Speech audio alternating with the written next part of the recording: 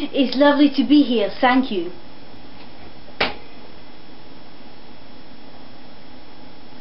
My series of performances was created to give figure to my face.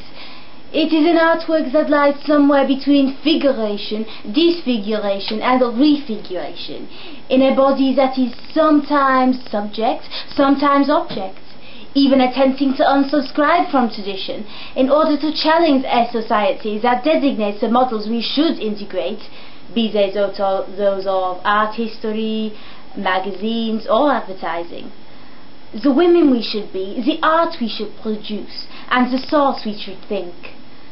I wanted to challenge the traditional notion of beauty and confront the reasons why women conform to these standards that men have introduced. Aesthetic surgery is commonly used as a medium to acquire beauty or youthful looks. But through my surgery, I deviate from this purpose and set up an intervention that does not bring beauty.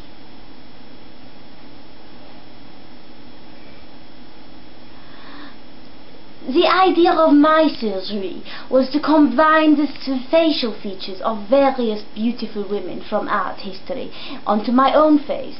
And as you can see, I have the chin of Botticelli's Venus, the nose of Jean-Léon Gérôme's Psyche, the lips of François Boucher's Europa, the eyes of Diana as depicted in a 16th century French school fontaine painting, and the forehead of Leonardo da Vinci's Mona Lisa. Accumulating these features on my face was a way of confronting the way that the media and advertising reduces women to their independent features, objectifying body parts under the male gaze and suggesting that women would be perfect if maybe she had big breasts, full lips and a small waist. So in my surgery, by seemingly accumulating the most perfect facial features onto my face, you would have thought that it would result in an ideal woman. But look at me, the result is monstrous. And of course, this was my aim, to signify that there is no ideal beauty, and that beauty is ever changing, because it only relates to the culture that constructs it.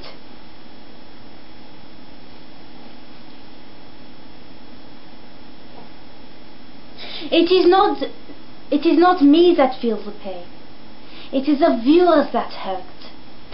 The aim of my work is to engage the gaze of the viewers to the point where they actually engage viscerally, allowing them to be empathizing on a physical level, like the proverbial train wreck from which one can't look away.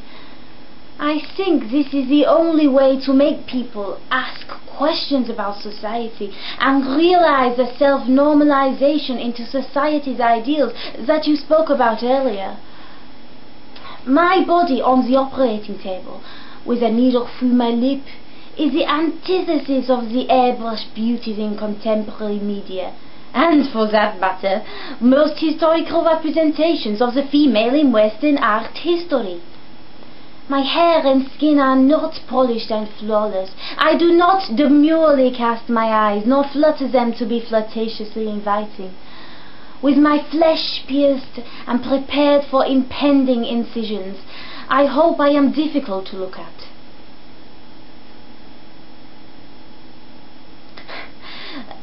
I would say that they don't understand my work and the grotesque parody of it. In my work, I try to break barriers between gender, generations and artistic practices. I would describe myself as a feminist, neo-feminist, post-feminist and alter-feminist. Feminist struggles have made it abundantly clear that the body is political, and I understand that the only way to truly highlight the brutalization of ideal beauty was to undergo cosmetic surgery myself, to dismantle the technology from within. Many feminists question whether women opting into cosmetic surgery are being liberated, oppressed, or both. I feel that the dominant patriarchal society establishes oppressive ideals of beauty and femininity, and that it is the male gaze that subjects women to invasive forms of surveillance and punishment, and asserts the right of law over women's desires. Although I do support this notion, as I earlier described, some people may say that I oppose this notion simply by participating in the male-dominated institution of plastic surgery. But of course I disagree with that. No, not at all.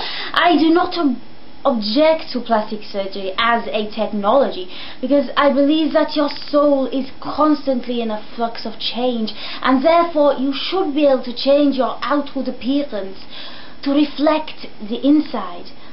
But what I am against is the way in which men, notably white bourgeois professionals, are the powerful bearers of the male gaze, and in godlike fashion set the beauty standards for the female body.